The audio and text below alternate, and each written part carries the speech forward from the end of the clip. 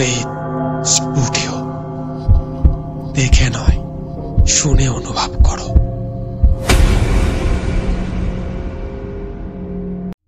Hello everyone, কেমন আছো সবাই?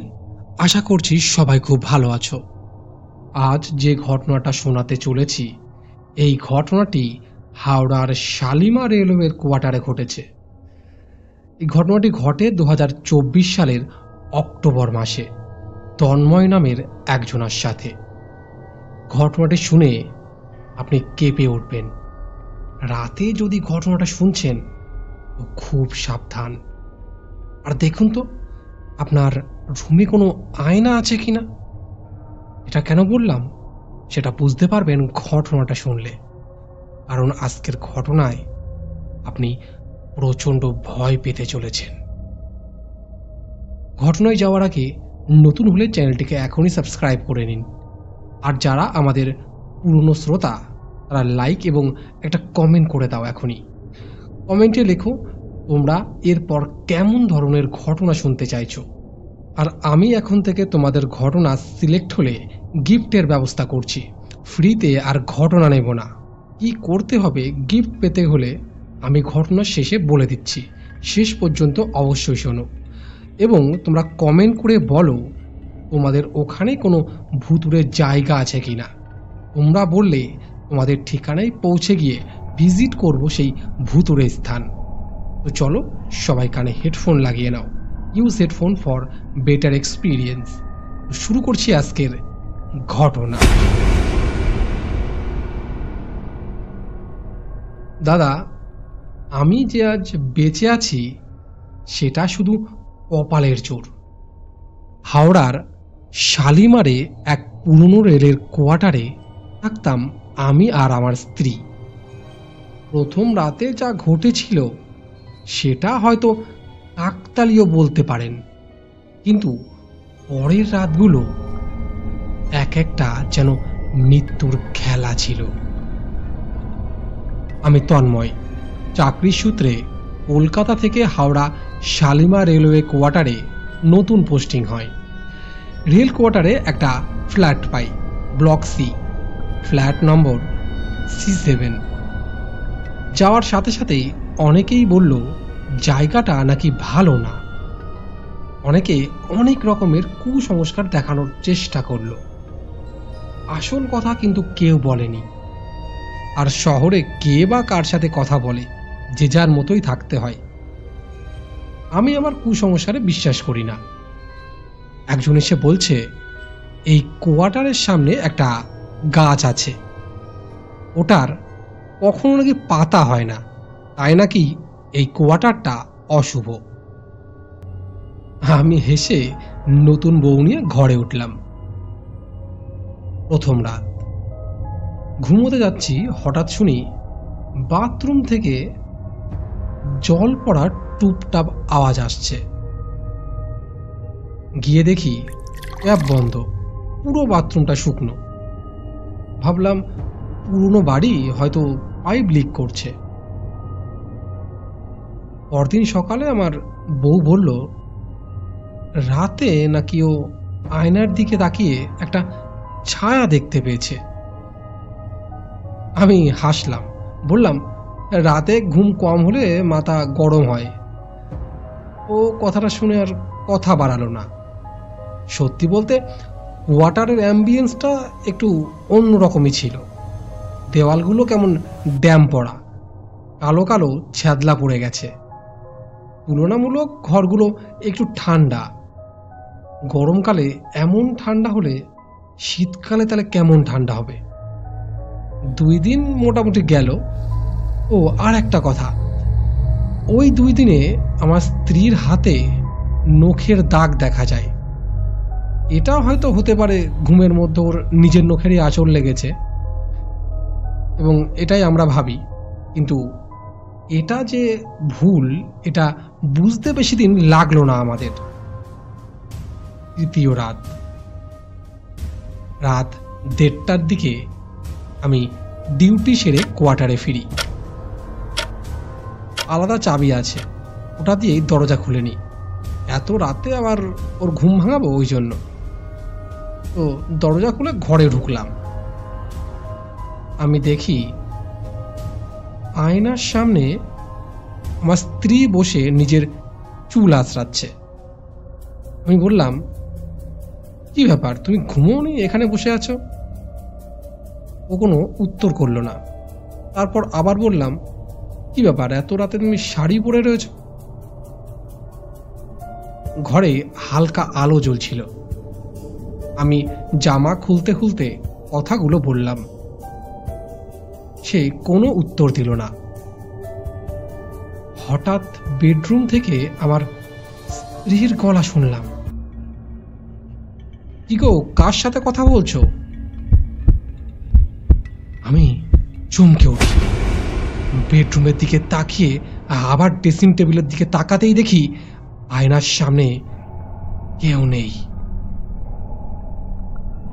ভয়ে অজান্তেই মুখ দিয়ে চিৎকার বেরিয়ে আসে। আমার স্ত্রী ডাইনিং রুমে আসে। আমার চোখ মুখ দেখে বলে, কি হয়েছে, ভয় পেয়েছো নাকি? আমি সব কথা বলার পর ও বলে, আমার মনের ভুল, তুমি হয়তো আমার কথা চিন্তা করছিলে সারাদিন। আমি বললাম, হবে হয়তো, কিন্তু এত বড় ভুল আমার হতেই পারে না। ঘরে আলো জ্বালা অবস্থায় ভুল হবে আমার? আমি যখন চিৎকার করে উঠলাম, আমার স্ত্রী তখন বিছানায় ঘুমোচ্ছিল। তাহলে আয়নার সামনে কে বসেছিল? এরপর প্রতি রাতেই কিছু না কিছু ঘটতে থাকে। টিভি নিজে থেকেই চলতে থাকে। ঘড়ির কাঁটা রাত 1টা বাজতেই থেমে যায়। এক রাতে বউয়ের গলার কাছে দেখি আঙুলের দাগ। সে কিছুই মনে করে বলতে পারল না। এমন ঘটনা সহ্য করে চলেছি। একদিন সাহস করে পাশের ফ্ল্যাটের বৃদ্ধকে জিজ্ঞাসা করি। উনি জানালেন, ওই ফ্ল্যাটে 40 বছর আগে এক ব্রিটিশ বংশোদ্ভূত মেয়ে ছিল, নাম আনাবেল রোজমেরি। কিন্তু মেয়েটি মানসিক রোগী ছিল। এই ঘটনা তারা অনেক বছর ধরে শুনে আসছে তাদের পূর্বপুরুষদের কাছ থেকে। সেই বৃদ্ধ শুনেছিল তার বাবার কাছ থেকে। আয়নার সামনে নিজেকে দেখে সে মেয়েটি নাকি ভয় পেত এবং আয়নায় নিজের মাথা ফাটিয়ে আত্মহত্যা করেছিল মেয়েটি। এবং এই বাড়ির সমস্ত সরঞ্জাম নিয়ে গেলেও আয়নাটি কেউ নিয়ে যায়নি। আয়নাটি বছরের পর বছর এখানেই পড়ে আছে। এই আয়নাটি বহু পুরনো, সেই ইংরেজ আমল থেকে এই বাড়িতেই পড়ে আছে। ওই মেয়েটার মনে হতো যে আয়নার ভিতরে অন্য কে একটা রয়েছে এবং সে তাকে খেয়ে ফেলতে চায়। তাই সে আয়না দেখলেই খেপে যেত এবং আয়নার পরে মাথা ঠুকত এবং আয়না ভেঙে দেওয়ার চেষ্টা করত। বৃদ্ধের কথাগুলো শুনে খুব হাসি পেল এবং মনে মনে বললাম, দীর্ঘ 40 বছর ধরে এই বাড়িতে তার ভূত রয়েছে নাকি? এইভাবে বলতে বলতে ওখান থেকে বেরিয়ে এলাম এবং মনে মনে বলছিলাম, কি সব গাঁজাখুরি গল্প, কত ইংরেজ আমলে কে মারা গেছে তার আত্মা এখনো পড়ে আছে এখানে, আর এই আয়না নাকি 40 বছরের পুরনো। কি সব আজগুবি কথা। এসব কথা নিজের স্ত্রীর সাথে আলোচনা করছিলাম। তো কদিন কেটে গেল। এক রাতে আমি ঘুম থেকে উঠে দেখি ঘরের সব দরজা নিজে থেকেই খুলে গেছে এবং আয়নার সামনে এক মহিলা বসে আছে। চুল এলোমেলো, গায়ে সাদা রঙের নোংরা জামা, বসে বসে নিজের চুল ঠিক করছে। আমি ভাবলাম, দরজা খুলে রেখে ঘুমিয়ে পড়েছিলাম নাকি? সেই সুযোগে কেউ কি ঢুকে পড়ল? আমি ধীরে ধীরে আয়নার সামনে গেলাম। আমি আয়নায় সেই মহিলার প্রতিচ্ছবি দেখতে পারছি। মহিলার সমস্ত চুলগুলো তার মুখের সামনে ঝুলছে। সে তার 5 আঙুল দিয়ে চুলগুলোকে চিরুনির মতো করে আঁচড়াচ্ছে। আমি তার পেছনে দাঁড়িয়ে বললাম, কে কে আপনি?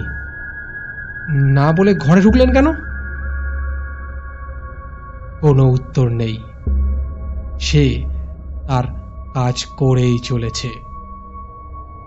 আমি এবার জোর দিয়ে বললাম, কে আপনি? তখনই তার চুল সরে গেল মুখের সামনে থেকে। তার মুখ আমি দেখতে পেলাম আয়নায়। কি ভয়ানক! যেন রক্তহীন ফ্যাকাশে মুখ। চোখের জায়গাটা সম্পূর্ণ সাদা, কোনো মণি নেই। মেয়েটার নাকে এবং কপালে শুকনো রক্তের দাগ। আমি চিৎকার করে উঠি এবং আমার স্ত্রী সাথে সাথে চলে আসে এবং সেই মহিলা অদৃশ্য হয়ে যায়। পরদিন আমার খুব জ্বর আসে। আমাকে হাসপাতালে ভর্তি করা হয়। ডাক্তার বলেন ভয়ঙ্কর মানসিক আঘাত পেয়েছিল। 2 দিন পরে হসপিটাল থেকে ছুটি দেয়। কোয়ার্টারে আসার পর আবার সেই মেয়েটা আমাদের দেখা দিতে থাকে। আমার স্ত্রীর উপর অনেকভাবে অ্যাটাক হয়। আমার স্ত্রী একদিন রান্নাঘরে কাজ করছিল। উপরের সামসেট থেকে কাচের বয়ম তার ঘাড়ে পড়ে। সে আহত হয়। বয়মটা যদি তার মাথায় পড়তো তার প্রাণটাই থাকতো না। এবং এই ঘটনার পর আমি ও আমার স্ত্রী সেদিনই ফ্ল্যাটটা ছেড়ে দিই। আজও আমি আয়নার সামনে দাঁড়াতে ভয় পাই। একটা কথা বলছি দাদা, হাওড়ার শালিমারের C7 ফ্ল্যাটে ভুলেও কেউ থাকবেন না। ও বন্ধুরা, এই ছিল তন্ময়ের পাঠানো বাস্তব অভিজ্ঞতা। আপনিও যদি কখনো আয়নার দিকে তাকিয়ে এমন কিছু দেখেন, সাবধান হবেন তখনই। কারণ সব প্রতিবিম্বই আমাদের নিজেদের নয়। কিছু প্রতিবিম্ব আয়নার ওপারে থাকা লোকেদেরও হতে পারে। তো বন্ধুরা, তোমরা চাইলে তোমাদের সাথে ঘটা বা তোমাদের শোনা কোনো ঘটনা পাঠিয়ে দিতে পারো আমার কাছে নিচে দেওয়া এই হোয়াটসঅ্যাপ নাম্বারে 9531508744। এই নাম্বারে ঘটনা পাঠিয়ে দাও। ঘটনা পছন্দ হলে আপনাদের জন্য থাকবে একটি উপহার। ঘটনাটি কমসে কম 1000 শব্দের হওয়া লাগবে। বানানো নয়, সত্যি ঘটনা চাই। এবং আমাদের চ্যানেলটা সাবস্ক্রাইব করা থাকতে হবে। সাথে 5টি শেয়ার চাই। তাহলে পেয়ে যাবেন একটি গিফট। অবশ্যই কমেন্টে নিজের ঠিকানা লিখে দেবেন। আজ এখানেই বিদায় নিচ্ছি। দেখা হচ্ছে পরের এপিসোডে আবারও কোনো সত্য ভৌতিক ঘটনা নিয়ে।